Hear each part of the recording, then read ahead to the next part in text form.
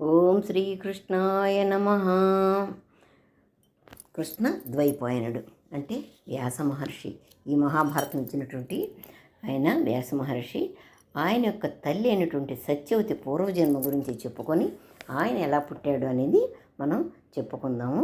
ఈ సత్యవతి గత జన్మలో అచ్చోద అనేటువంటి ఒక అప్సరస్ అనమాట. ఆమె మామూలు స్త్రీ కాదు, అప్సరస్ అనమాట. ఆమె గత జన్మలో అచ్చోద అనేటువంటి అప్సరస.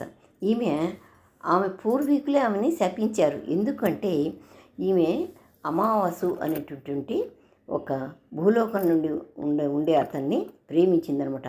అందుకని ఆమెని భూలోకంలో పుట్టు అని శపించారు.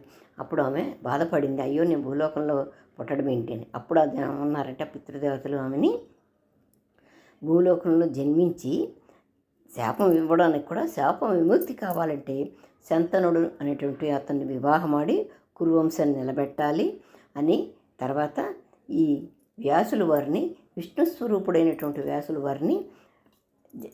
వారికి జన్మనివ్వాలి అని చెప్పి ఆమెని భూలోకంలో పుట్టమని శపించారనమాట. సరే, ఈమె అప్సరస కదా, ఈమె మామూలుగా ఎవరి ద్వారా అలా పుట్టకూడదు కదా. అందుకని ఈ అప్సరస ఎలా పుట్టింది అంటే ఒక చేప గర్భాన పుట్టింది. ఆ చేప కూడా మామూలు వనిత కాదు, మామూలు చేప కాదు. ఆమె అద్రిక అనేటటువంటి అప్సరస. ఆమె ఏమిటంటే ఒక బ్రాహ్మణుడి శాపం వలన ఆమె చేపగా పుట్టింది. ఆమె కడుపున ఈ సత్యవతి పుట్టింది. చేప కడుపున సత్యవతి పుట్టడం ఏంటి అని అంటే, దీనికి ఉపరిచర మహారాజు అనేటువంటి ఒక కథ మనం చెప్పుకోవాలి. ఈ సత్యవతి పుట్టుకకి ఈ ఉపరిచర మహారాజు చరిత్రకి మనకి సంబంధం ఉంటుంది. ఎలాగంటే, ఈ ఉపరిచర మహారాజు వసువులలో ఒకడనమాట. ఈయన ఇంద్రుడి గురించి తపస్సు చేశాడు. ఇంద్రుడిని కూడా ఆకట్టుకున్నాడు ఈయన. ఇతని ధర్మబద్ధతకి ఇంద్రుడు చాలా ముగ్ధుడైపోయి, రాజా నీవు నాకు మిత్రుడు అయిపోయావు, భక్తుడివే కాదు మిత్రుడు కూడా అయిపోయావు. నీకు స్వర్గంలోకానికి భూలోకానికి తిరగడానికి స్ఫటిక విమానం ఇస్తున్నాను, దీనిలో తిరుగుతూ ఉండు నువ్వు, అటు ఇటు కూడా భూలోకానికి స్వర్గలోకానికి అని చెప్పి సంచరించడానికి అని చెప్పి ఆయనకి ఒక విమానం ఇస్తాడు.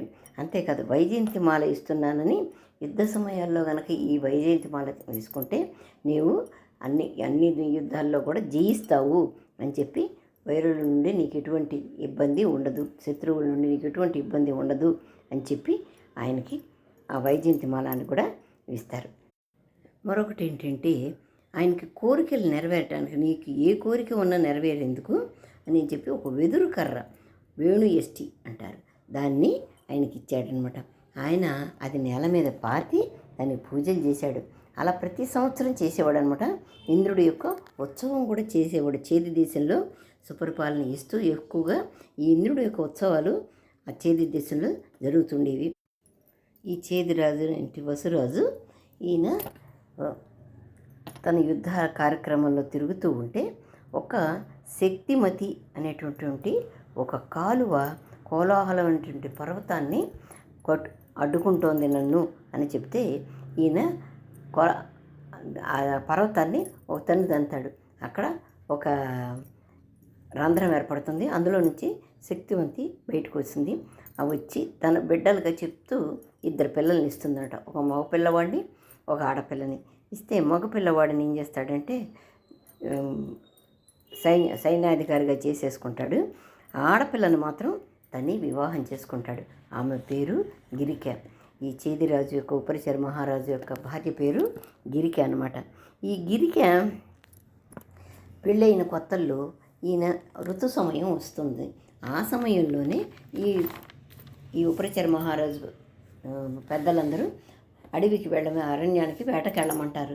రాజు యొక్క బాధ్యత కాబట్టి వేటకు వెళ్ళమని చెప్తారు.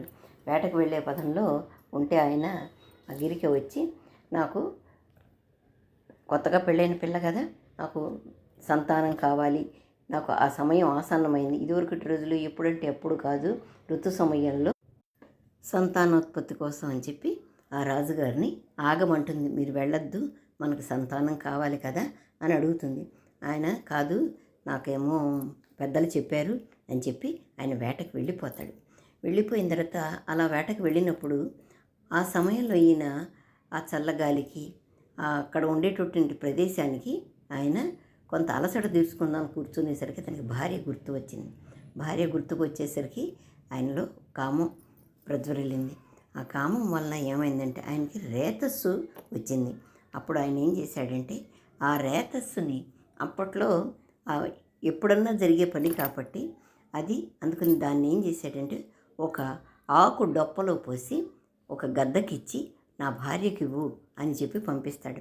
ఆ గద్ద పెడుతుంటే ఇంకో గద్ద దాని మీద అది ఏంటో అనుకొని దాని వెంబడి పడితే అది వదిలేస్తుంది. ఆ వదిలేసినప్పుడు అప్పుడే నీళ్ళల్లోంచి బయటకు వచ్చిన ఈ అద్రిక అనేటటువంటి చేప బయటకు వచ్చి, ఈ అప్సరస చేప బయటకు వచ్చి దాన్ని మింగేస్తుందన్నమాట. మింగేసేసరికి అది గర్భవతి అవుతుంది. ఆ తర్వాత ఆ చేప ఒకరోజు ఒక జాలర్లకు దొరుకుతుంది. వాళ్ళు దాన్ని పట్టుకొని ఇంటికి తీసుకెళ్ళేసరికి అందులో నుంచి ఇద్దరు పిల్లలు అనమాట, ఒక ఆడపిల్ల ఒక మగ పిల్లాడు, ఇద్దరు బయటకు వస్తారనమాట. వీళ్ళని చూసి వాళ్ళు భయపడతారు. బాబోయ్, ఇదేంటి చేపను కడుపులో నుంచి వచ్చినాయి రత్నాలు మణుల్లాగా, ఇది ఏదైనా సరే మనకు సంబంధించినది రాజుకే సంబంధిస్తుంది అని చెప్పి తీసుకెళ్ళి ఆ రాజుగారికి, ఉపరిచర మహారాజు గారి దగ్గర తీసుకెళ్ళి ఆ ఇద్దరిని ఇస్తాడు. ఇస్తే ఆయన అప్పుడు ఏం చేస్తాడంటే మగ శిశువునేమో తన దగ్గరే ఉంచుకొని రాజ్యాన్ని ఇస్తాడు. ఆడపిల్లని మాత్రం దాసరాజుకి ఇచ్చాడు. ఈసారి మార్పు జరిగిందనమాట.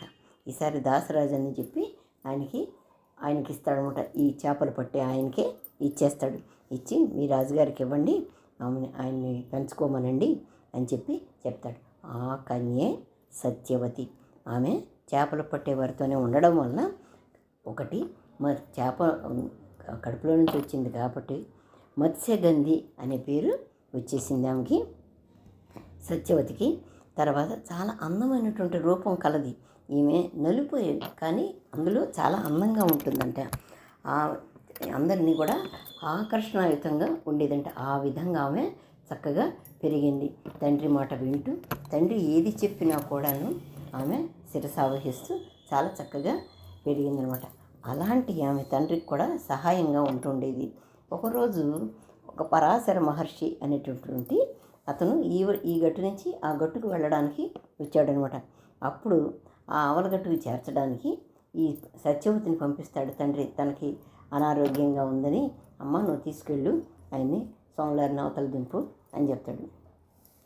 సరేనని చెప్పి ఈ సత్యవతి ఆయన్ని తీసుకొని వెళ్తుంటే ఆయనకి ఈ సత్యవతిలో ఒక విధమైనటువంటి అందం కనపడి ఆమెని మోహించాడనమాట. మోహించి ఆమెని అడుగుతాడు, నన్ను నా కోరిక తీర్చు నువ్వు, నేను పరాశర మహర్షిని, ఆయన పేరు పరాశర మహర్షి, నేను మహర్షిని, నా తేజస్సుతో నీకు మంచి పుత్రుడు కలుగుతాడు అని చెప్తుండట. ఆమె ఏమంటుందంటే, ఓ మహర్షి, నేను మత్స్యగంధిని, నీకు చేప కడుపులో నుంచి వచ్చిందని, నా వాసన చూస్తుంటే ఎంత దూరానికైనా సరే ఈ చేపల వాసనతో అందరూ దూరం వెళ్ళిపోతారు. అలాంటిది మీరు అలాంటి కోరికలు కోరొద్దండి అని చెప్తుందన్నమాట. కాదు, నీ చేపల వాసన పోయేటట్టుగా చేస్తాను, నీకు ఈ వరం ఇస్తాను అని చెప్పి ఆమెకి గంధం వాసన వచ్చేటట్టుగా, మంచి సువాసన వచ్చేటట్టుగా ఆయన వరం ఇస్తాడు. దానికి ఆమె సంతృప్తి పడుతుంది. తర్వాత మరొక కోరిక కోరుతుందన్నమాట. నేను మీతో కనుక పిల్లవాడిని కలిస్తే, నేను సంతానం కనుక అవుతే నేను కన్యని ఎట్లా అవుతా, నేను మళ్ళీ నా తండ్రికి నీ సమాధానం చెప్పుకోవాలి, అక్కడికి వెళ్ళి మా వాళ్ళందరికీ సమాధానం చెప్పుకోవాలి, ఏ విధంగా అని అంటే ఆయన అంటారు, నువ్వు ఎప్పుడూ కూడాను కన్యత్వంలోనే ఉంటావు, నీకు వివాహం అయినప్పుడే నీకు కన్యత్వం పోతుంది అని చెప్పి అదొకటి చెప్తాడనమాట. ఆమె అందుకు సంతోషించి ఈ పరాశరుడి దగ్గరికి చేరబోతూ అప్పుడు అంటుందన్నమాట, ఇంతమంది చూస్తున్నారు మనల్ని, మనకి ఒక మరుగు అనేది లేకుండా పోతే ఎట్లా అని అంటుంది.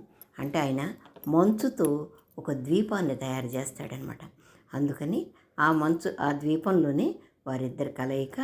అప్పటికే ఆయన వ్యాసుల వారు కృష్ణద్వైపాయనుడు, అందుకే ఆయనకి ద్వీపంలో పుట్టాడు కాబట్టి ఆయన కృష్ణద్వైపాయనుడు అని పేరు వచ్చింది. ఆయన పుట్టుకతోనే పరాశర మహర్షి కొడుకు అయిన సత్యవతి కుమారుడు. కాకపోతే ఆయన పుట్టుకతోనే వ్యాస మహర్షి, ఆయన మహర్షి కాబట్టి వెళ్ళిపోతాడు తల్లిని వదిలిపెట్టి, పరాశర మహర్షి కూడా ఆమెను వదిలిపెట్టి వెళ్ళిపోతాడు. ఈ వ్యాస మహర్షి వెళతా వెళతా ఏమని చెప్తాడంటే, తల్లికి, అమ్మ నువ్వు ఎప్పుడైనా సరే నన్ను తలుచుకోగానే నీ దగ్గరికి వస్తాను, నేను నీ కష్టంలో నేను పాలు పంచుకుంటాను అని చెప్పి ఆయన వెళ్ళిపోతాడనమాట. ఆయన వెళ్ళిపోయిన తర్వాత ఈ సత్యవతి చాలా భారంగా ఇంటికి వస్తుంది. ఈ విషయాన్నంతా తండ్రికి చెప్తుంది. అప్పుడు తండ్రి అడుగుతాడు, ఏంటమ్మా నువ్వు ఇదివరకు చేప వాసన వచ్చేదానివి, ఇప్పుడు గంధం వాసన వస్తున్నావు అంటే, ఆ పరాశర మహర్షి నాకు ఇచ్చినటువంటి వరం నాన్న ఇది అని చెప్తున్నాడు. కొన్ని యోజనాల దూరం అనమాట ఈమె ఒంటి మీద యొక్క వాసన, మంచి వాసన కొన్ని యోజనాల దూరం తెలుస్తుందనమాట. ఎక్కడో ఉన్నవాళ్ళకి ఎక్కడో మంచి గంధం వాసన వస్తుంది అనుకుంటూ వెతుక్కుంటూ వస్తే సత్యవతి దగ్గరికి రాగలిగేవాళ్ళు అనమాట. ఆ విధంగా ఈమెకి యోజన గంధి అని కూడా పేరు వచ్చింది.